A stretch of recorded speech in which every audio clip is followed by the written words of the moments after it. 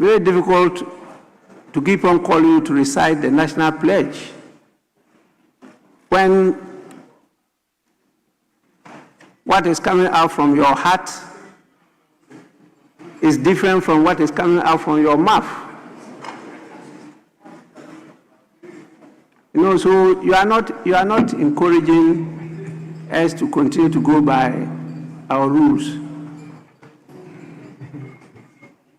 You are not at all. You are not encouraging us.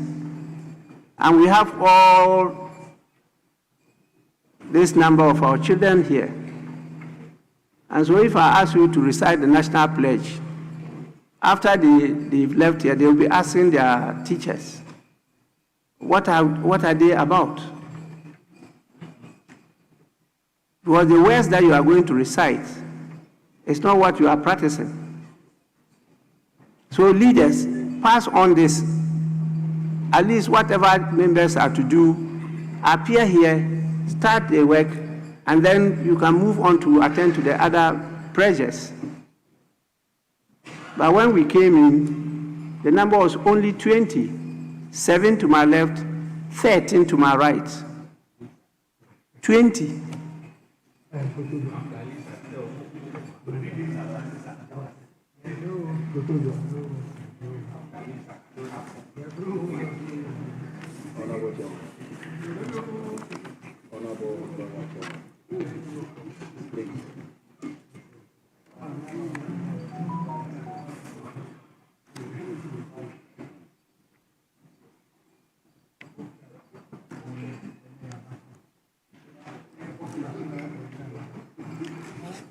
I have some two formal communications, and this is in compliance to our standing orders.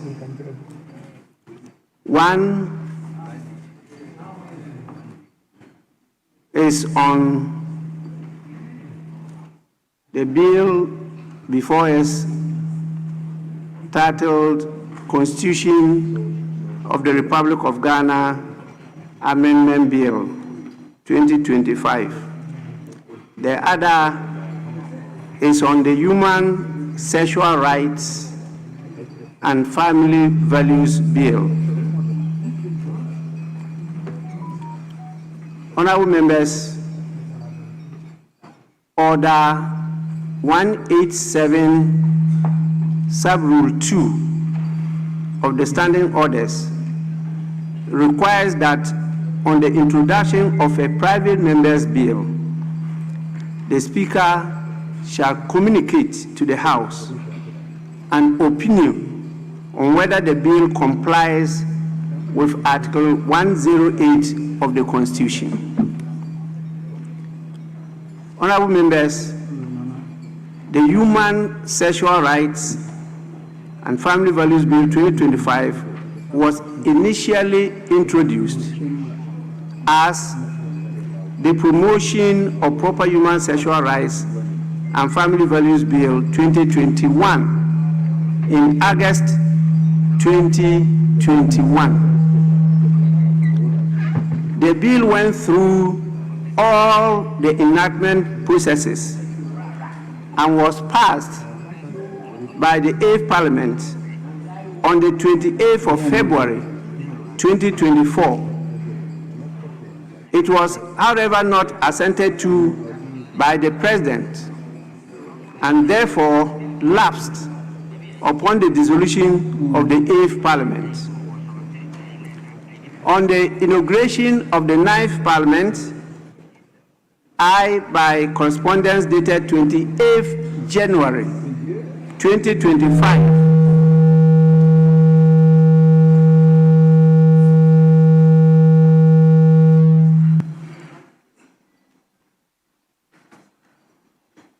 I take it again. On the inauguration of the 9th Parliament, I, by correspondence dated 28th January 2025, referred the bill to the Office of the Attorney General and Ministry of Justice for review and comments. The Office of the Attorney General and Ministry of Justice submitted comments on the bill by a letter dated 7th April 2025. The comments were referred to the sponsors of the bill for consideration. Honorable members, when I'm giving you information and you keep on talking, then you go out and mislead the people. Please.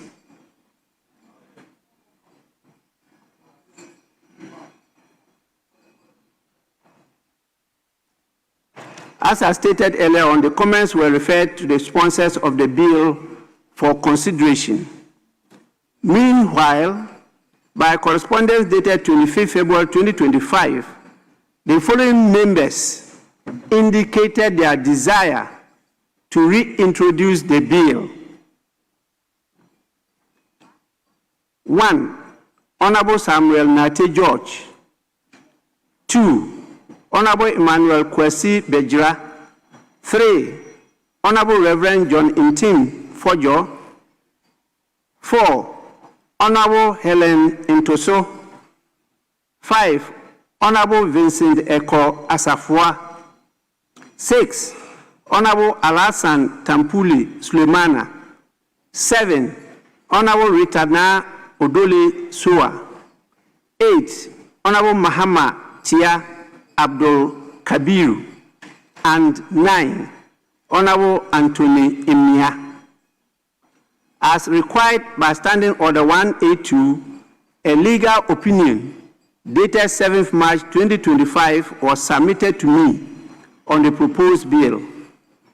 I directed the draft person to process the request in accordance with the rules for introduction in the House. Additionally, in compliance with the requirements of Section 100(1) Subsection 1 of the Public Financial Management Act 2016, Act 921, the Fiscal Impact Analysis Report on the proposed bill was duly submitted to me. Subsequently, I directed that the drafting be redone and the bill transmitted in pursuant of Order 186. Then I directed the Committee on Private Members' Bill and Private Members' Motion to consider again and advise me on whether the bill complies with the relevant constitutional provisions. The committee observed, and I want to read the observation of the committee. The committee observed that, 1, the reintroduced bill maintains its underlying principles and core objectives. 2, the bill does not contravene any constitutional provision, particularly Articles 106 and 108 of the 1992 Constitution. 3, the bill does not contain any provision that seeks to impose taxation or charge on the Consolidated Fund or other public funds of Ghana, or impose payment, issue, or withdrawal from the Consolidated Fund. The committee, by a unanimous decision, advised that the bill be introduced in the House. Honorable members, I have reviewed the report of the committee and formed the opinion that the bill does not impose or alter taxation or a charge on the Consolidated Fund in the manner stipulated in Article 108 of the Constitution.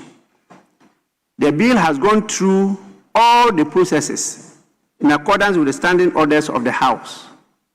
I therefore direct that the bill be scheduled by the Business Committee to be presented to the House for consideration.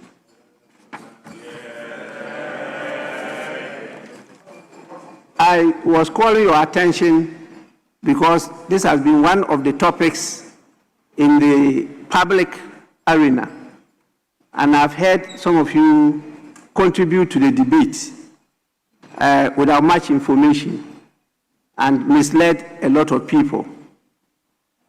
this is the state of the bill, and we go through our standing orders. We have to comply with our standing orders. And that's why, by the standing orders, I have been enjoined to read this opinion to you. Please convey the same message to your constituents. The second one is on, as I stated,